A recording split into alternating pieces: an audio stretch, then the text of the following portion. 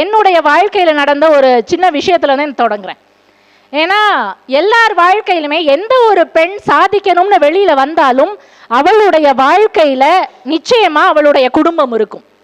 நான் யூஜி முடித்தோடனே எனக்கு கல்யாணம் ஆயிடுச்சு. யூஜி முடித்ததுக்கு அப்புறமா பிஜி படிக்கணும்னு எனக்கு ஆசை. நான் ஒரு கல்லூரியில் போய் சேர்ந்தேன். கையில் ஒரு கை குழந்தை. அந்த கல்லூரி நிர்வாகம் அடுத்து அடுக்கடுக்க நிறைய கேள்விகள் கேட்டுச்சு. நீ ஒழுங்கா படிச்சு முடிச்சிருவியா, டிகிரி வாங்கிருவியா, டிஸ்கண்டினியூ பண்ணிடக்கூடாது, அரியர் வச்சிடக்கூடாது, கையில குழந்தை வேற இருக்கு, எப்படிமா படிச்சு முடிப்பன்னு அடுக்கடுக்காக நிறைய கேள்விகளை இந்த கல்லூரி நிர்வாகம் என் மீது திணித்தது.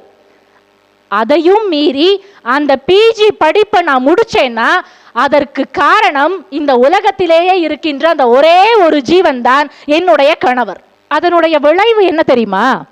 அந்த எம்பிஏ படிப்போடைய 2019-21 உடைய கோல்டு மெடலிஸ்ட் நான் தான்.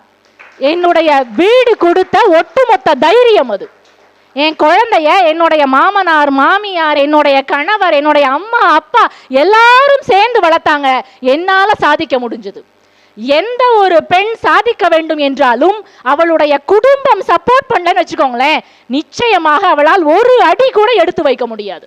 இங்க இருக்கிற எல்லா பெண்களுக்குமே அதுதான் நிலை.